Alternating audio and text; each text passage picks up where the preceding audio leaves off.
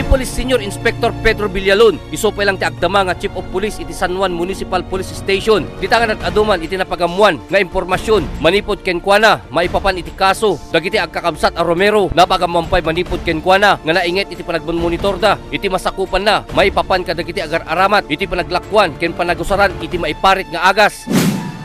Before nga i-search biday jay nagiging balay nagiging akusado, madama ti surveillance na ken madama mo natati pa nagibig feedback nagiging concerned citizen nga ada info nga agi ko kada ti drugs ay San Isidro. Kadi di February 21 apa in kami da jay in kami serve dajay search warrant dagiti akusado dati Ricky Romero, Reynaldo Romero,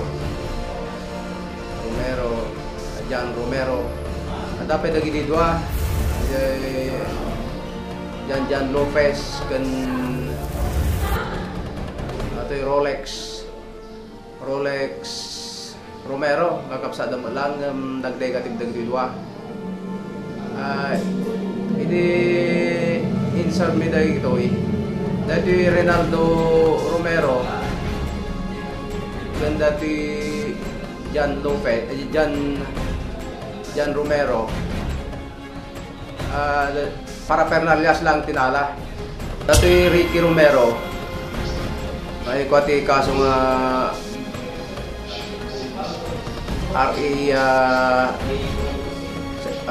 Republic Act 9165 under Section 11 and Section 15 ada garod ba nag-positive garod kaya iti dua at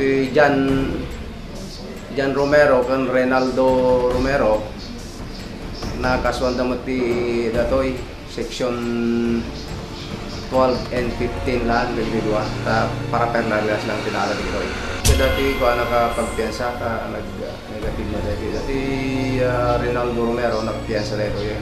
Ito at info nga ko ito ta mapamingaw da pagbagan na ito kasla at alets nga agitutulak dati yang may paraparit nga agas. So nga 3 times nga napamikyo ito binagbagaan ke ini kuan kas jelat tamut ti ite madama ti kita concern citizen nga feedback dalat tamut ti station dan madama ti surveillance so di jay ang kuati kapulisan ti San Juan di jay ganda kita ya adupay mo kita pati kita halang di San Juan Police Station pati di jay pedsok ti bulag madamamot may coordination nga pang surveillance ka ito kada jay kaputahan ang mga pasardang ita so jay dati alets nga dati naglaklako da drugs so nag-request kami nag-apply kami ti search warrant.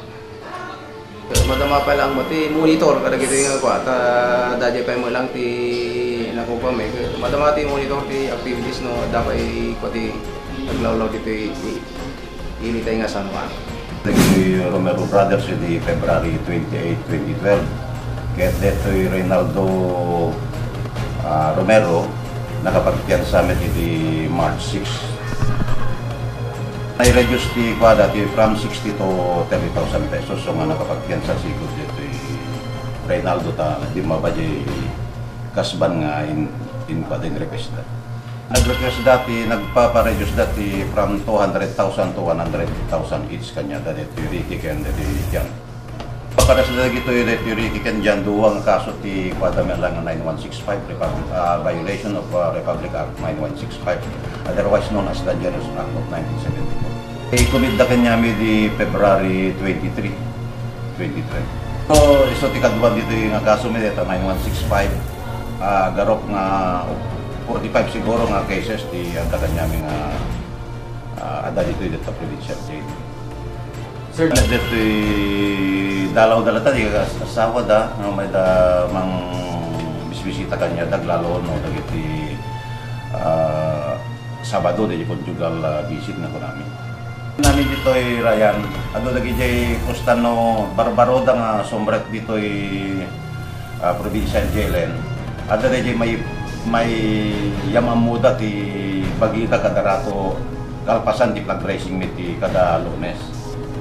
Gusto siguro Juan talo nga beses da nga na hir-hiringan dito yung kasudan. kumusta? Dala tama da hantay may kadagiti tulong ti provincial government ket nga mangtulong at kanya tayo lalo na dagiti mapanagis-score nga kakadwate nga provincial government. Naglepas iti panagsukimat kadagiti pagtaingan iti Romero nga agkakabsat nga natal na. Anay matangan dagiti barangay official iti natakamat a barangay. Dagiti nagbaling nga ebidensya. Ana kumpiskar akas iti methamphetamine hydrochloride. Wenno mas amamu itinagan nga shabu ket na isurrender iti Philippine National Police Crime Laboratory Ilocos or PPO para itinananay nga eksaminasyon. Daytaman nga ro tinagibusan ti programa tayo nga police files inton sumaranuman nga lawasen para iti sabaliman nga kaso nga intay pagpapatanganen. Siak ni Ryan Pardo, ang ibatbati tinaragsak kinakapya nga Domingo tayo amin sa pada-pada ket detoy iti Police Files.